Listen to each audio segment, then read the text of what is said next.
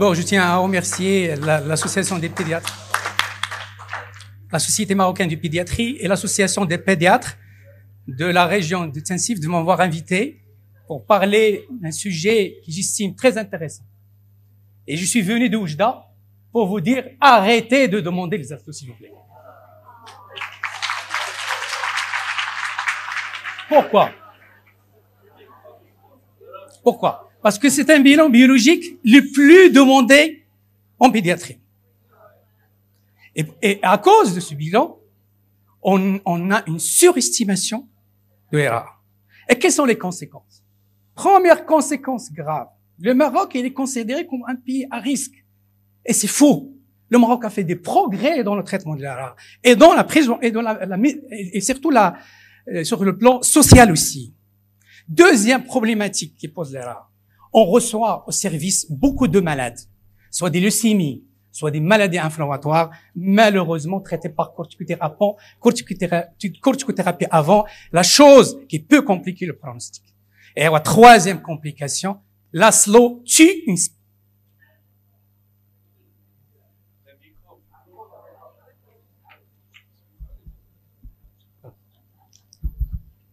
Les ASLO tuent une spécialité qui est la rhumatopédiatrique. Parce que qu'est-ce qu'on a dit aux gens? Atteinte articulaire, ASLO élevé, c'est un erreur. Et le quatrième problème, ça c'est, je veux dire, l'association de la pédiatrie. Maintenant, l'adulte, c'est lui qui fait la pédiatrie. Et pour ce qu'on a dit, l'ASLO, pour eux, il faut les ASLO et ils traitent comme erreur. D'accord? Très bien. Je suis cardiologue de formation et je suis le responsable de l'unité de cardiologie pédiatrique à Oujda. Et on travaille, comme vous savez, la cardiologie, c'est surtout les cardiopathies congénitales, mais aussi les cardiopathies acquises. Chez moi, à Oujda, la première cardiopathie acquise, c'est pas le rhumatisme articulaire aigu. C'est la maladie de Kawasaki ou le PIMS. On hospitalise 30 malades par an. Par contre, le RAA, j'ai vu que 5 malades sur 7 ans. Et c'est pour cela que j'étais obligé de faire aussi la rhumatopédiatrie. Parce que lorsqu'on reçoit des suspicions RAA, lorsqu'on pose des rhumatismales, j'étais obligé de faire une autre formation à la rhumatopédiatrie. Mais c'est très important de faire les deux. C'est vrai que dans les pays, on va dire, sous-développés, c'est une cause vraiment de mortalité et de morbidité. Ça cause, bien sûr, des séquelles et des décès. Mais, regardons ces courbes. Ça, c'est les décès, pardon. Bon. Très bien. Ça, c'est les décès au niveau des États-Unis, au niveau de l'Amérique, de rhumatisme articulaire aigu. Mais vous voyez, il y avait une diminution de l'incidence avant même l'apparition de pénicilline. Et la même chose en Grande-Bretagne. Ça veut dire que l'amélioration du niveau socio-économique peut diminuer l'incidence de l'ERA. Qu'en est-il de Maroc? Ça, c'est une étude épidémiologique qui était réalisée au niveau du ministère de la Santé. Et on a le chiffre de l'incidence qui est 30 sur 100 000. Mais lorsqu'on compare avec les autres pays, on est choqué. On est à 33 sur 100 000. En France, on est à 0,1 par 100 000. Les pays voisins, l'Algérie, on est à 1. En Tunisie, la même chose. Ça veut dire qu'on est 30 fois plus l'Algérie et 300 fois plus la France. C'est pas possible. On a la même origine génétique, même conditions socio-économiques. Et ça témoigne qu'on surestime les RA parce que ce sont des études qui sont réalisées au niveau du centre de santé. C'est les malades qui viennent au centre de santé pour n'importe quelle symptomatologie, ASLO élevé, on les branche, on les considère comme RA et elle va commencer le traitement. C'est vrai, dernièrement, il y avait une diminution. On est maintenant en 2000, on est à 7 par 100 000, mais c'est trop. Et je suis fier que, au moins, la région Oujda, qu'on a une faible incidence à 2,1. Pour comprendre pourquoi, on a fait une étude transverse auprès des pédiatres, des médecins généralistes sur la perception de l'ERA. La première remarque, pour les médecins, dans 55%, les médecins disent que les ASLO suffisent pour confirmer les diagnostics. Alors que c'est faux. Laszlo est le témoin d'une infection streptococcique. Alors, la sérologie de RAA, c'est les critères de Jones. Et vous voyez, il n'y a que 20% des médecins qui connaissent très très bien les critères de Jones. Et je pense que c'est pas le même problème qu'au Maroc, mais même dans les pays. Je vous présente cette étude qui a été réalisée en Liban, une étude libanaise, au niveau d'un centre de référence pour les maladies cardiaques. Ils ont pris 400 malades référés pour suspicion d'RAA. Ce sont des malades référés dans la majorité des cas par des pédiatres, par des cardiologues, par des hématologues. Et la conclusion, c'était quoi? Que le nombre de RAA, donc 400, c'était juste 48 sur 11%. C'est la première remarque. Et la deuxième remarque, très importante, regardez ici. C'est-à-dire les malades référés pour ASLO élevé ou même ASLO-arthralgie ne figurent pas dans les malades avec RAA. Par contre, quels sont les signes qui orientent vraiment le RAA? C'est surtout la présence d'un souffle cardiaque, l'arthrite et la chorée, comme la présentation qu'il a présentée hier, Dr Kautar. Donc, la chorée dans un contexte fibrillé avec syndrome inflammatoire, c'est un RAA. Et quelles sont les conclusions de ce travail? Ils ont conclu avec une conclusion que je trouve très intéressante. C'est quoi? Si vous êtes devant des ASLO élevés, avec absence de syndrome inflammatoire, avec arthralgie, sans impotence fonctionnelle, c'est pas un rhumatisme articulaire aigu. Et les signes spécifiques, si vous avez le souffle cardiaque, l'arthrite ou une arthralgie avec impotence fonctionnelle. Et pour ce congrès, on a fait la même chose. On a essayé, donc on a pris nos dossiers et on a pris sur 7 ans les malades référés chez moi pour suspicion d'RAA sur 122 cas. D'accord? Le résultat, c'est que 8 malades, avec des critères échographiques, biologiques, qui présentent vraiment les critères d'RAA. Et ce sont des malades référés, 40 malades référés par des médecins généralistes, 62 par des médecins généralistes.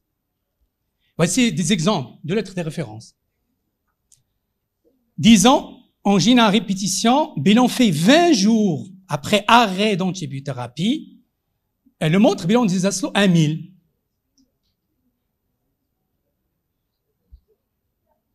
C'est normal. Et il vient de faire une infection à streptocoque.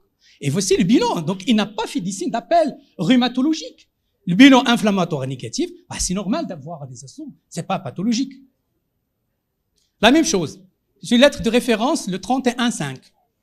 Fille de 11 ans, arthralgie, tachycardie, dyspnée, voilà, 11 ans, pas de syndrome inflammatoire, des ASLO 1000, misopinitar, je vous l'adresse pour. La même chose, suspicion de RAA, ASLO élevé, sans syndrome inflammatoire, la même chose. Ça, c'est un exemple des malades qu'on voit, donc suspicion de RAA, alors que le diagnostic final, après l'écho, avec beaucoup de choses, c'est une douleur de croissance. Mais j'aimerais partager avec vous une autre observation qui est typique. Donc, c'est un malade rural qui était hospitalisé à l'hôpital de Guersif.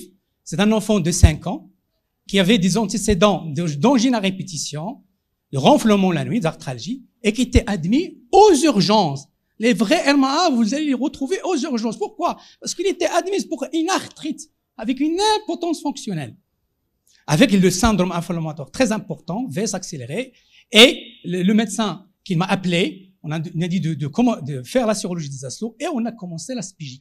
Un malade qui a ce tableau, et qui répond à la spigique, c'est un erreur jusqu'à preuve du compte. Et après une bonne évolution, elle était venue chez moi, on a fait l'échographie, on a trouvé une valvulopathie. Et ça c'est le vrai tableau de rhumatisme articulaire aigu.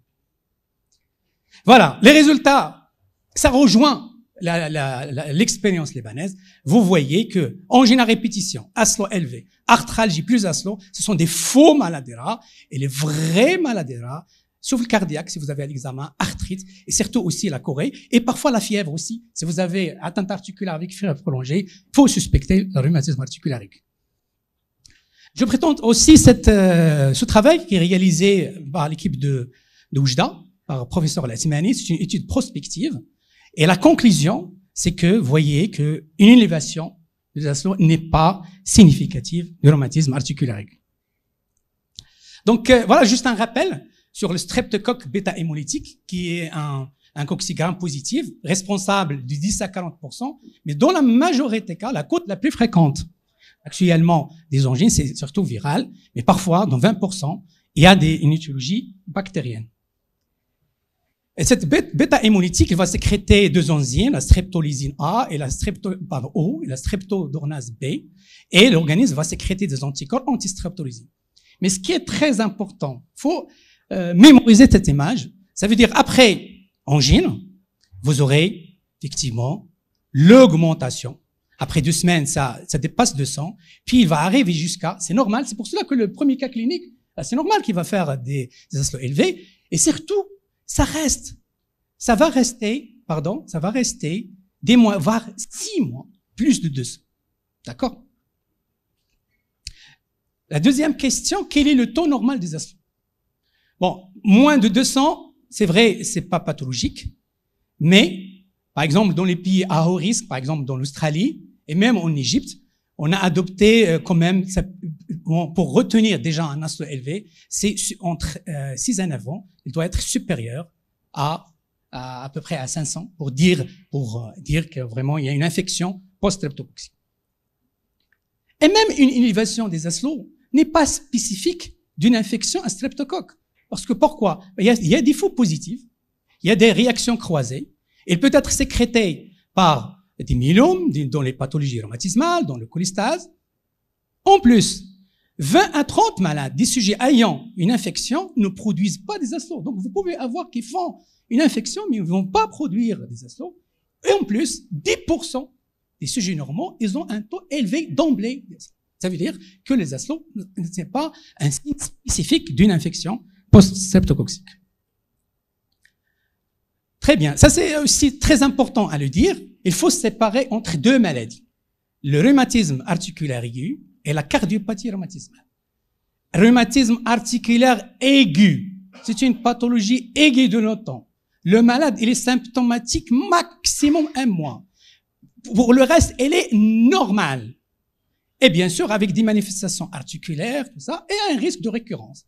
Par contre, s'il fait des séquelles, il va évoluer vers la valvulopathie rhumatismale qui, malheureusement, peut évoluer vers une insuffisance cardiaque. Et vous voyez ici la différence d'âge. Ça veut dire un rhumatisme articulaire, maintenant, ici, il va faire une complication dans 10 ans à 20 ans.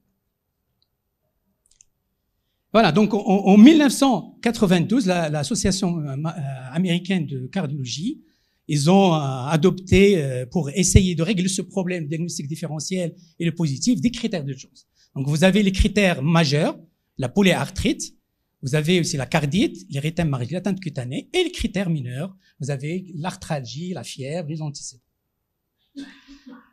En 2015, il y avait une révision. Pourquoi? Parce que c'est l'ère de l'échographie. Donc, on a intégré l'échographie pour plus de détails, surtout pour évaluer l'atteinte valvulaire. Et qu'est-ce qu'on a fait aussi? Parce qu'il y avait une discordance entre les pays développés et les pays sous-développés. On a un petit peu faire des critères pour les pays à haut risque et les pays à faible risque. Par exemple, pour les critères, par exemple, majeurs, dans les pays à faible risque, c'est la polyarthrite only. Que la polyarthrite. Par contre, dans les pays où on a un haut risque, donc on a retenu ici la polyarthralgie, même la monoarthrite. Et voyez les autres critères, le syndrome inflammatoire, tout ça. Au Maroc, donc c'est un travail qui était réalisé par l'OMS, donc dans le guide de RAA, on était entre les deux. Donc qu'est-ce qu'on a retenu comme critère majeur? Donc une polyarthrite, vous avez la cardite, soit clinique, soit échographique.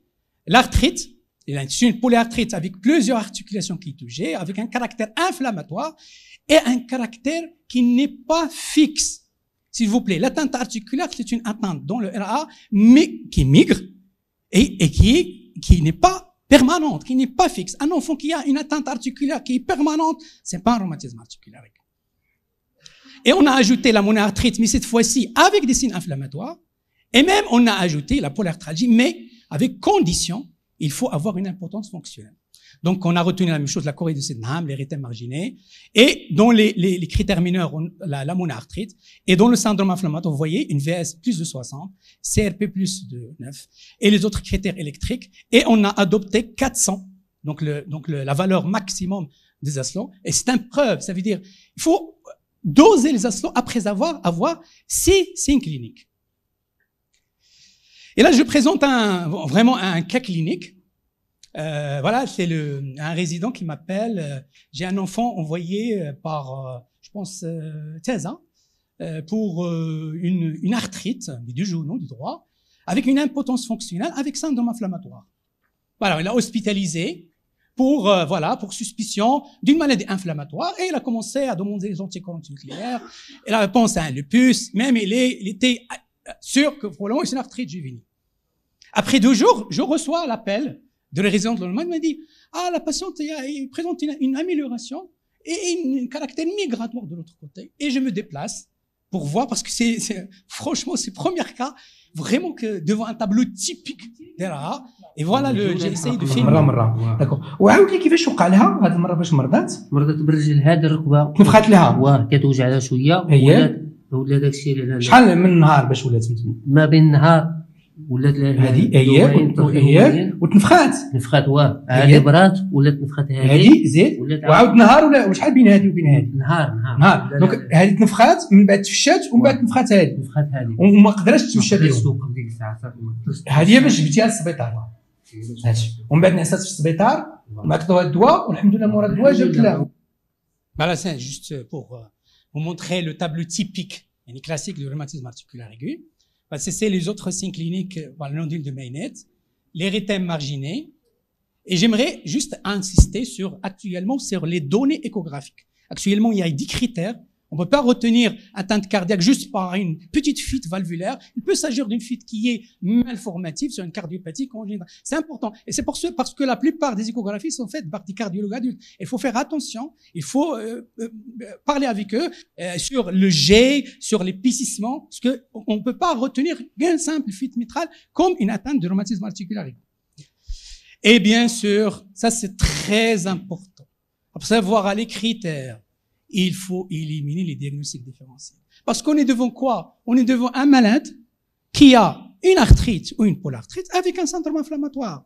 Donc vous voyez, il peut s'agir d'une pathologie maligne, il peut s'agir d'une pathologie post-infectieuse, il peut venir d'une arthrite juvénile. Donc c'est important en rhumatopédiatrique pour vraiment confirmer les diagnostics. Et c'est pour cela que je dis probablement la place de l'ASLO, c'est au niveau du CHU, devant ces malades. C'est un élément pour distinguer entre ces différentes pathologies.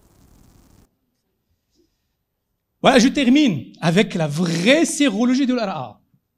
Effectivement, actuellement, il y a un nouveau produit qui est vraiment typique, on peut dire une sérologie. Si on regarde de l'autre côté à droite, c'est les aslos par rapport, vous voyez, ils sont augmentés dans les pharyngites, la même chose dans les RAA, mais par contre, dans la valvulopathie rhumatismale, ils ne sont pas augmentés. Et si on voit ce marqueur, de nouveau marqueur de remodelage, c'est un marqueur qui est très sensible lorsqu'on a un remodelage valvulaire. Donc, il est très spécifique de l'RAA. Et vous voyez qu'il est augmenté dans l'RAA et aussi augmenté dans la valvulopathie rhumatismale. Conclusion. Qu'est-ce que je peux dire qu'en conclusion? l'RAA, c'est une pathologie post-infectieuse, mécanisme immunologique. ASLO, c'est un marqueur d'une infection streptococcique, élévation isolée, aucune valeur diagnostique, toujours associé aux critères d'urgence. Et aussi, la normalisation des ASLO n'est pas un objectif thérapeutique. Je veux des malades qui font les ASLO tous les 3 mois, tous les 4 mois. Ça sert à rien de contrôler les ASLO. Et un message, le dernier message, s'il vous plaît. C'est très bien. Si vous êtes devant un malade avec une atteinte articulaire, s'il vous plaît, évitez la corticothérapie. Évitez la corticothérapie. Vous pouvez commencer par la spigique. D'accord? Laissez la corticothérapie après l'écho. Parce que dans le protocole américain, on peut traiter un RAA sans atteinte cardiaque que par la spigique. Et on met la corticothérapie lorsqu'on a une atteinte valvulaire sévère. Donc, laissez la corticothérapie après l'échocardiographie si vous avez une atteinte valvulaire sévère. Ou là, on peut. Sinon, malheureusement, c'est ce qu'on voit toujours chez nous, des malades qui sont des faux diagnostics et qui vont poser par la suite le problème de prononciation. Et à la fin, le RAA disparaît avec le développement. Et alhamdoulilah, notre Maroc a fait un progrès très important pour le traitement. Merci.